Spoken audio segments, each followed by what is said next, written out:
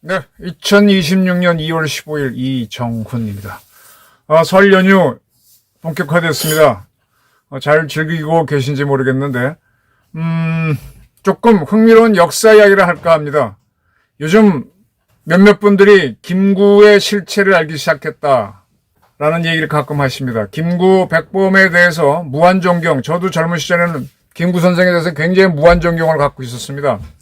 근데 기자를 하면서 안두희 씨를 하루 종일 인터뷰를 한 적이 있어요. 그걸 듣고 나서 좀 놀랬고, 또 그 전에 김구 선생이 김규식 선생하고 이북에 가서 남북연설회의에 참석한 과정을 쭉 취재한 적이 있습니다. 그런 걸 쭉 하면서 했었는데, 그러면서 이제 그 후에 공부를 하면서 이 상해 임정에 있던 세력들이, 상해 임정이죠. 그렇죠. 예. 후반부에 있던 임정 세력들이 상당히 이상한 사람이구나 하는 생각을 품고 있었는데, 이 호준석 씨가 아주 흥미로운 기사를 썼어요. 조선일보에. 대한민국 초대 육군 총사령관은 간첩이었나. 예. 여기서 이 송호성이 누군가 하면, 지금 대한민국 육군 사이트에 들어가면 대한민국 육군 초대 참모총장, 그 당시에는 총참모장이라고 불렀는데 이응준으로 되어 있습니다. 근데 이응준 씨는요, 대한민국 제1대 육군 최고 책임자가 아니에요. 대한민국 육군 제1대 책임자는 송호성입니다. 근데 우리 육군에서 그를 제명했어요. 왜 그러냐? 전쟁 때 이북에서 우리랑 싸우는 부대의 지휘관을 했기 때문입니다. 우리나라 육군에서 없어진 게 몇 개 있죠.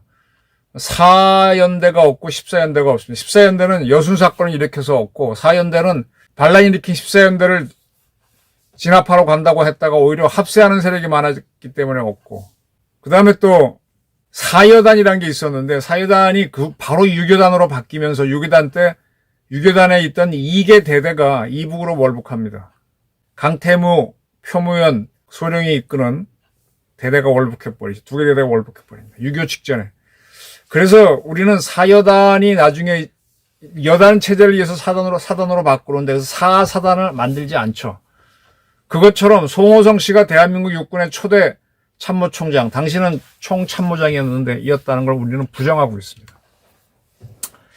이 송호성 씨에 대한 거를 이제 호준석 씨가 상당히 한국 현대사를 많이 공부해서 그런지 잘 써요. 근데 여기에 나온 걸 보게 되면은 그는 경비사관학교 2기, 즉 박정희 대통령하고 같이 들어갔죠. 저는 들어간 걸로 알고 있었는데 호준석 씨의 기사에 따르면 떨어졌답니다. 워낙 무식했다라고 표현이 되어 있습니다. 그럼에도 불구하고 당시 이제 통일부 장관이 요즘의 국방부 장관입니다. 유동열 장군의 배려 때문에 바로 소령으로 임관해서 연대장을 잠깐 하다가 국방경비대의 총사령관이 됐다가 이게 육군으로 48년도에 바뀔 때 육군 총사령, 총참모장을 했던 거죠. 그러다가 이제 그가 이제 여순 사건을 당했을 때 여수에 내려가서 장갑차를 타고 가다가 장갑차에 내가 반란군이 총을 쐈죠. 그래서 거기서 떨어져 갖고 귀가 먹었다 그런 얘기들이 있죠. 그런데 이 유동열 씨도 국방부 장관, 6.25 때는 아니었지만은 어쨌든 국방부 장관의 전신인 통일부장을 했던 사람인데, 그도 6.25 전쟁통에 피난을 하지 않고 국군을 창설했지만은 6.25 때 납북이 됩니다. 납북과 월북이 참 자진 월북인지 뭔 좀 애매한데, 송호성도 마찬가지예요. 송호성도 국방경비대 총사령을 했으면은 6.25 전쟁 터지고 했으면은 서울이 적체에 들어가면은 빠져나와야 되는데 그냥 머물러 있다가 나중에 북한으로 가죠. 북한에 가서 남쪽에서 올라온 사람들을 모은 부대 22여단 여단장을 하면서 또 대남방송도 하고 그랬습니다. 표무연 강태부도 그 부대에 있었죠. 근데 이 송호성 씨가 있을 때 이 양반 노선이 뭐였는가 하면은 상당히 이렇게 나쁘게 얘기하면 무능한 사람이고 좋게 얘기하면 호인이고, 예, 저는 호인 소리 듣고 사람 좋다는 걸 옛날엔 좋은 표현이라고 들었는데 나이 들면 들수록 사람 좋다는 건 문제가 많구나는 걸 알아차렸죠. 한 중년부터는 알아차렸습니다. 그리고 이념이 군인으로서 불분명하면은 굉장히 어려운데 이 사람은 이게 불분명했어요. 특이하게 김구를 따라왔던 그 세력들이 그랬습니다. 이 송호성 씨는요, 중국에는 그 군관학교가 여러 개 있었습니다.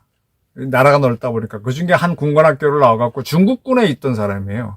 중국군이 있다가 이제 김구가 이끄는 상해 임정이 윤봉길 의사가 폭탄을 던져서 일본군을 죽이고 뭐 그런 인연이 돼갖고 중국군에서 조선인들을 갖고 부대를 만들어서 일본과 싸워보자라고 하죠. 그렇게 해서 부대를 만듭니다. 우리는 그걸 광복군이라 그러는데 사실은 광복군은 중국군 속에, 즉 장개석 부대 속에 조선인들로 만든 중국군이 쓰기 위한 부대였죠.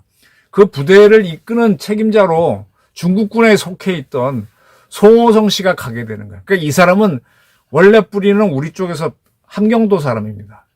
근데 아주 어렸을 때 중국으로 건너가서 거기서 군관학교 나와갖고 중국군으로 있다가 조선인들로 부대를 만든다니까 그 부대의 편년처장인가로 가면서 이끌게 된 거죠. 그래서 광복군, 우리 쪽에서 보면 광복군 리더가 된 거고 중국군에서 보게 되면 조선인들로 구성된 특별부대를 이끄는 책임자가 된 거죠.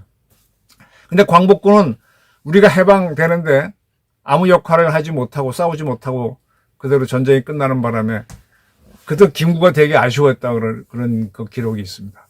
그리고 나서 이제 해방이 되고 나서 우리 군을 세우려고 할 때 유석열도 이제 중국에 있던 사람이, 이런 사람들, 우리 한국의 좌파들은 대한민국 건국할 때 일본군에 있던 세력들이 우리 군의 주력이 됐다라고 얘기합니다.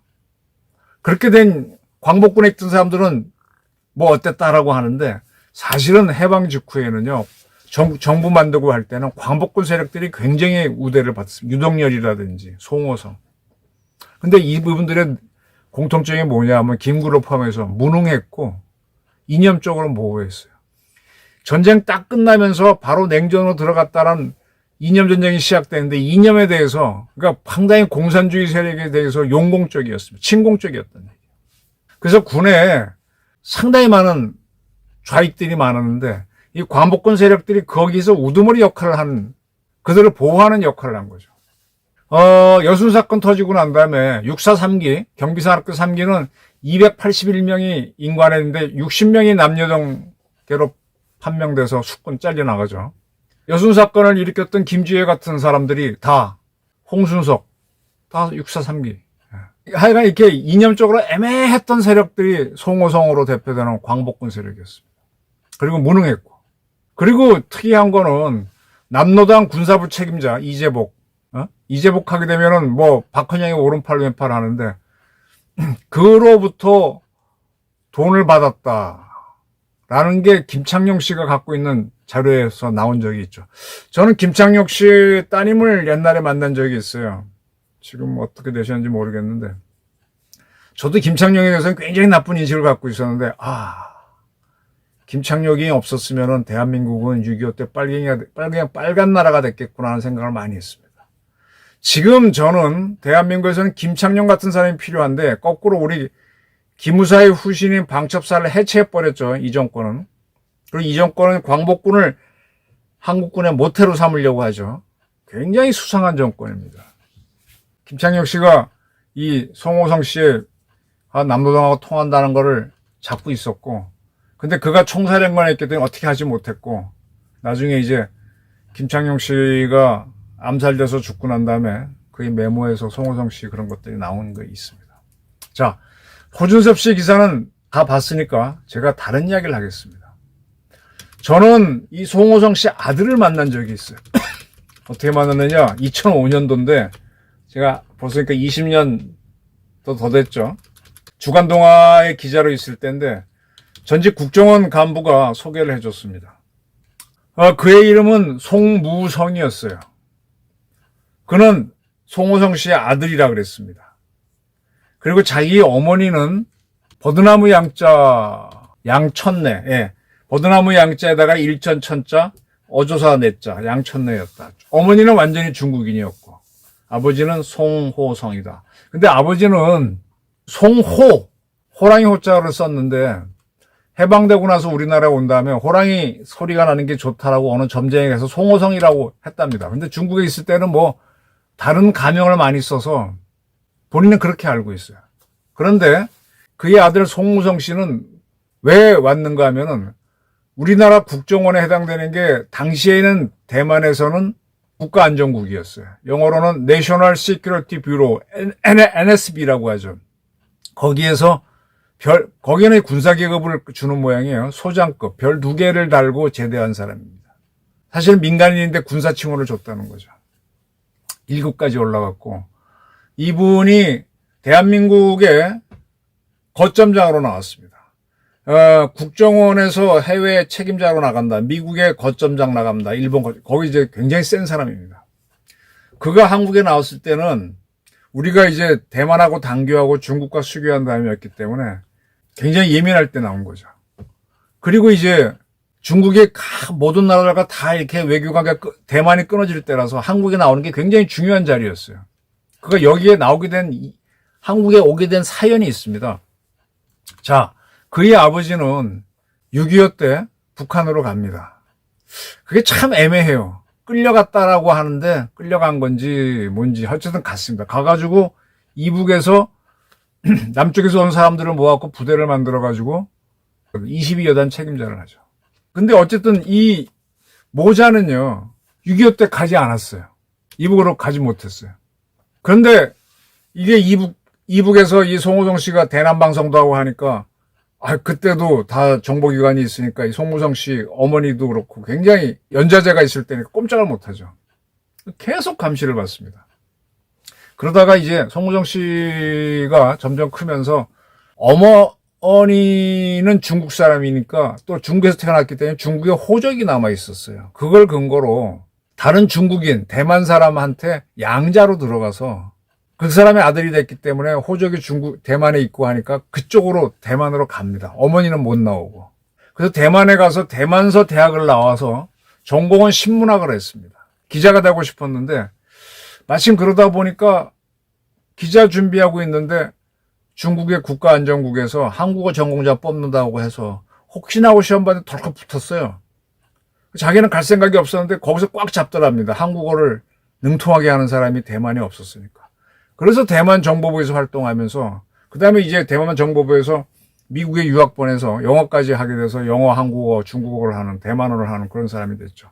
그러고 이제 쭉 해외 활동을 하다가 이제 있었는데 60 몇 년도쯤에 그의 어머니가 돌아가시게 되는데 한국에 들어가려고 했어요. 근데 그때 한국에서는 비자를 안 주죠. 어머니도 돌아가시면 못 받습니다. 그럼 하늘을 맺고 살다가 한국에 나중에 이제 완전 대만계 사람이 됐으니까 정보부에 거점장으로 와서 쭉 지내면서 우리 측 공작 책임자라 하고 이제 가까워졌고 그 인연 때문에 이제 그분은 대만 들어갔는데 2005년도가 어떤 때인가 하면 노무현 정권 때예요. 노무현 정권 때 뭘 했는가 하면은 좌파로서 독립운동했던 사람들을 다 뭐 포상하겠다. 지금 보게 되면은 홍범도 같은 사람 그런 사람들을 우리가 그렇게 인정을 안 했는데 다 살려서 지금 애국자로 만들어놨죠. 공산주의 활동한 사람은 우리가 부정했었어요. 6.25 때 워낙 당했기 때문에. 그런 게 시작된 게 노무현 정권 때예요. 바로 그런 분위기가 이니까 이 송무성 씨가 한국에 와서 자기가 알았던 국정원 사람을 통해서 내 아버지가 사실은 송호성이다 하니까 깜짝 놀란 거죠. 그래서 그분이 소개를 해서 저를 찾아와서 우리 아버지를 좀 신원을 복구하고 싶다. 이제 그런 호소였죠. 우리 정부는 안 받아줬습니다. 그래서 제가 이제 그런 기사를 쓴 적이 있는데 이제 김구에 대해서 많은 이야기가 나오고 광복군에 대해서 뭐가 나왔는데 이 송무성 씨는 평생에 자기 한이 자기 아버지가 빨갱이였다는 거죠. 본인은 방공투사로 살아왔고 대공전선 대만 정보부에서 대공전선 뛰었던 사람이죠. 근데 아버지가 침공이었다는 게 대만 정보부에서 문제가 돼서 몇 차례 조사를 받았대요. 근데 아버지와 아들은 별도다라고 해서 넘어가고 있는데 제가 하고 싶은 얘기는 송호성 같은 사람들이 설치는 세상이 지금 이재명 정권에서 만들어지고 있다는 것. 북한에 무인기 보낸 걸 우리가 유감이라고 하고 그거를 잘했다고 칭찬하는 김여정이가 떠들고 이렇게 되면 우리 군에서는요, 대북 적기심이 다 무너집니다. 그러면 이것도 좋고 저것도 좋고 군대라고 하는 건 시키는 대로 한다. 시키는 대로 하니까 이북의 김정은이하고 우리 쪽하고 얘기가 돼서 하라 그러면 같이 한다. 이렇게 하는 거죠. 상명하복은요, 우리의 이념을 지키기 위해서 하는 건데, 상명하복은 계엄에 따라 상명하복한 거는 나쁜 짓이라고 다 처벌하면서 북한을 포용하고 공산주의를 인정하라는 식으로 상명하라 그러면 따라가게 될 수 있는 세상이 된다는 겁니다. 송호성 씨가 그랬어요. 그래서 육군에서는 그를 지웠던 겁니다. 근데 그것이 그의 아들은 반대로 방공투사가 돼가지고 대만 정보에서 활동하다가 그래도 자기 피가 찐하다고 아버지 신원을 위해서 2005년도에 왔어요. 지금은 이분이 뭐 하시는지 전혀 저는 연결이 안 되고 있습니다. 그때는 분명히 만났고 사진도 찍고 다 했었는데 주간동화에 북으로 간 장군 아버지 대만의 스파이 대장이 된 아들 뭐 그런 기사를 주간동화에 썼었고 그걸 기사를 쓰니까 인척되는 분들 할머니 두 분이 찾아와서 그분 만나고 싶다 그랬고 나중에 또 그 할머니 두 분이 또 송무성 씨를 만났었죠. 대만 갔다고 그랬었어요.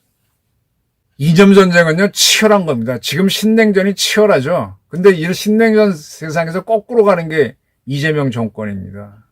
그럴듯하게 뭐 코스피 올라가고 또 부자들 다주택 다 처벌하겠다, 세금 과세 때리겠다 하면서 의적처럼 행동하면서 이념의 문을 확 열어놓고 있습니다.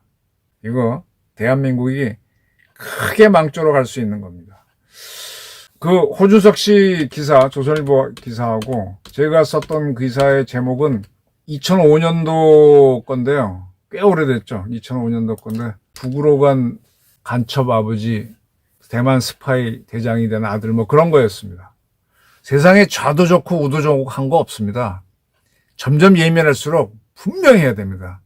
흑백 논리 안 된다 그러는데 흑백 논리가 필요한 시점이 있고 흑백 논리를 부정할 시점이 있습니다. 지금은 흑백 논리로 가야 할 시점인데 이재명 정권은 거꾸로 가고 있다. 이게 심각한 문제입니다. 말 맞아서 제가 옛날 얘기 꺼낸 거는 지금 우리 근본이 흔들리고 있기 때문입니다. 한번 생각해 보시기 바랍니다. 감사합니다.